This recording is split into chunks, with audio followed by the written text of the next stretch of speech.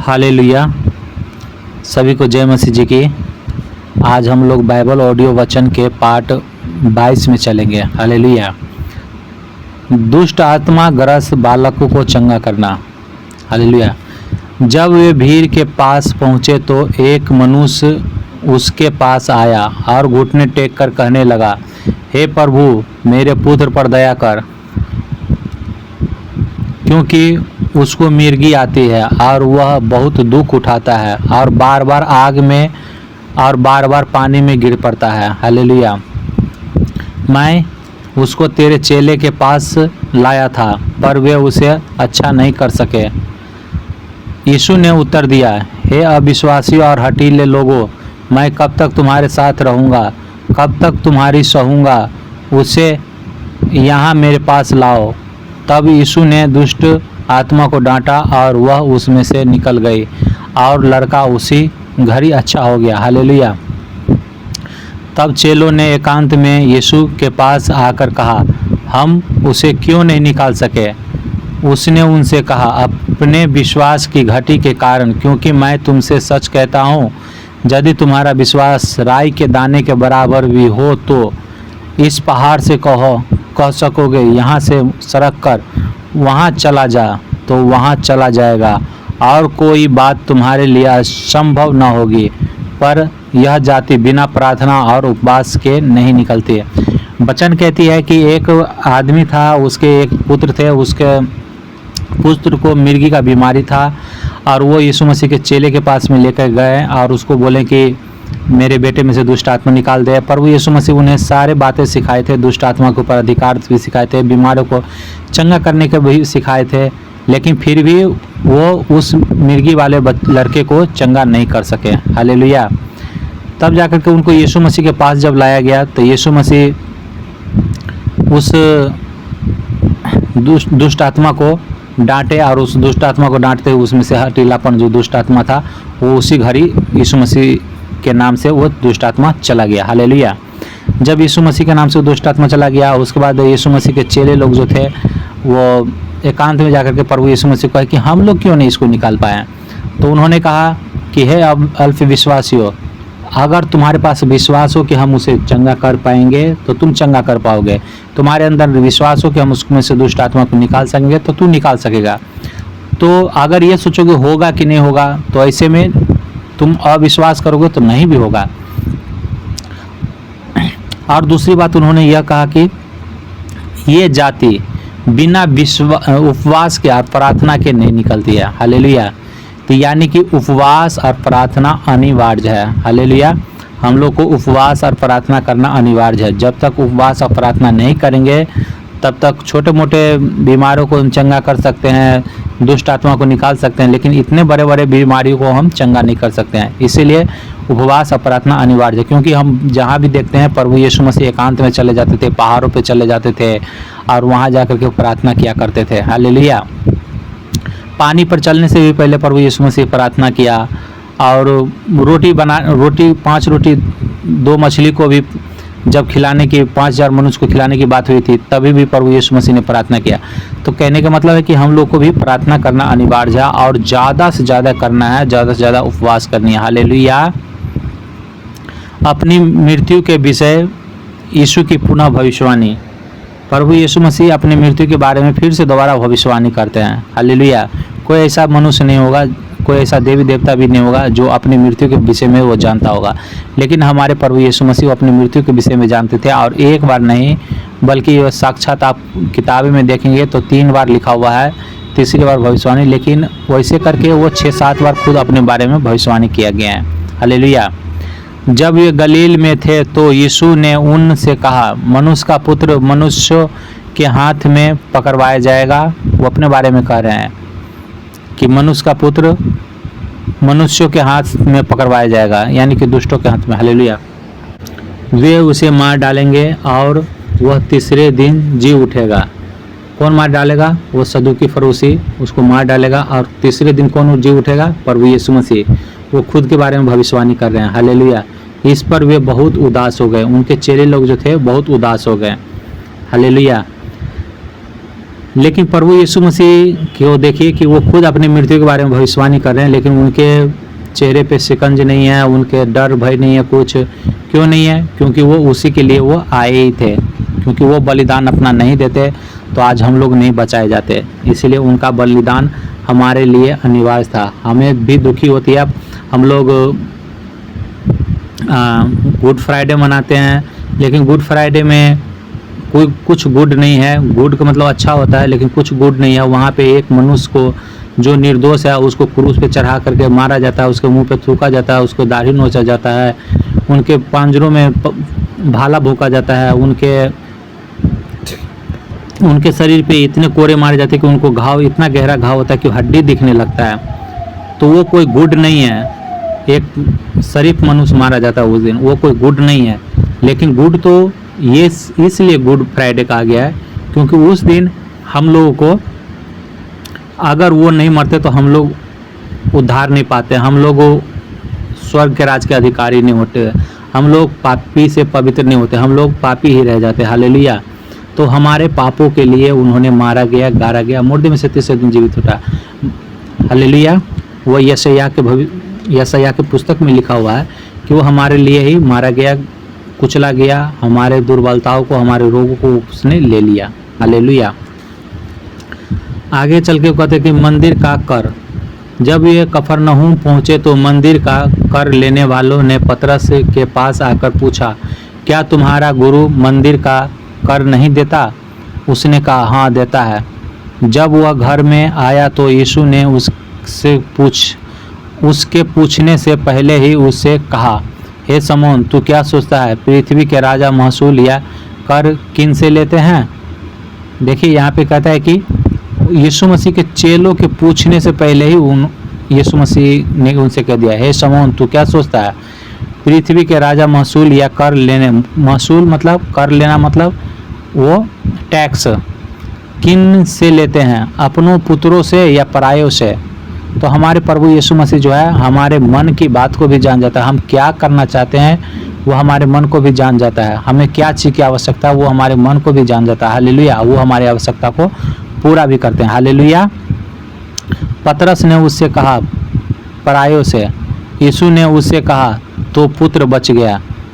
यानी कि सारा राज तो परमेश्वर का ही है और उसका पुत्र प्रभु यीशु मसीह है, तो पुत्र बच गया, ऐसा वो कहते हैं। तो भी इसीलिए कि हम उन्हें ठोकर न खिलाएं, तू झील के किनारे जाकर बंसी डाल और जो मछली पहले निकले उसे ले उसका मुंह खोलने पर तुझे एक सिक्का मिलेगा, उसी को लेकर मेरे और अपने बदले में उन्हें दे देना।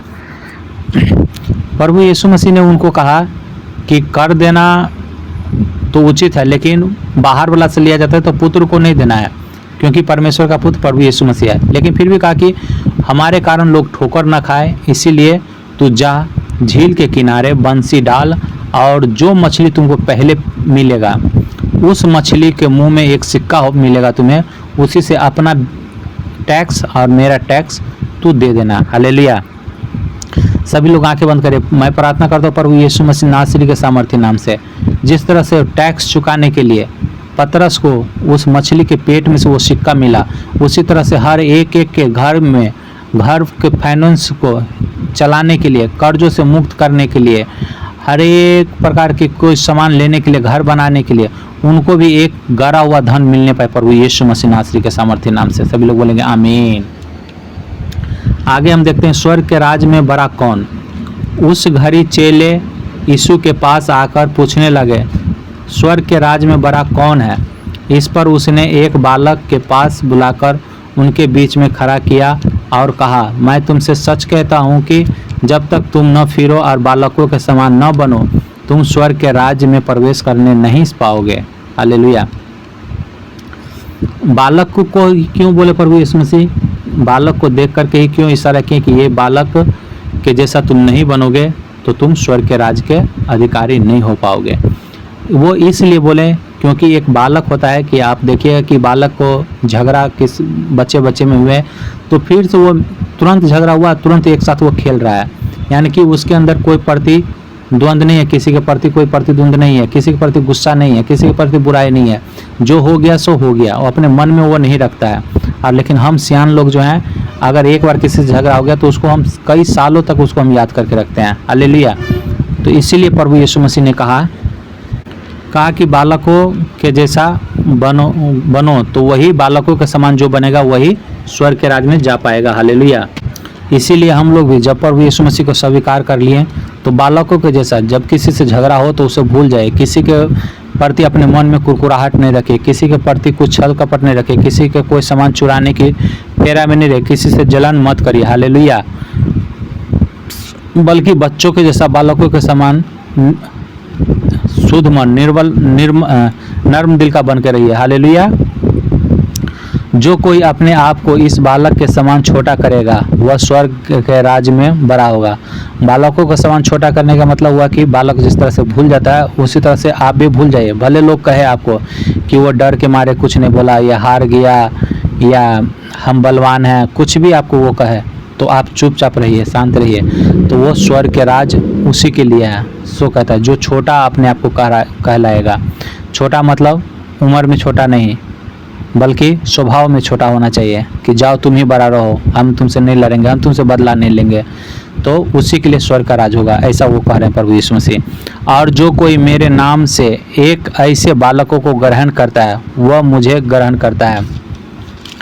आप देख रहे हैं कि रोड पे देखते हैं कि कोई अनाथ बच्चा है या कोई गरीब असहाय है, कोई बच्चे की केवल नहीं, कोई बुजुर्ग है, कोई विधवा है, उसको प्रभु यीशु मसीह चाहते हैं कि सहायता आप करिए। हालेलुया।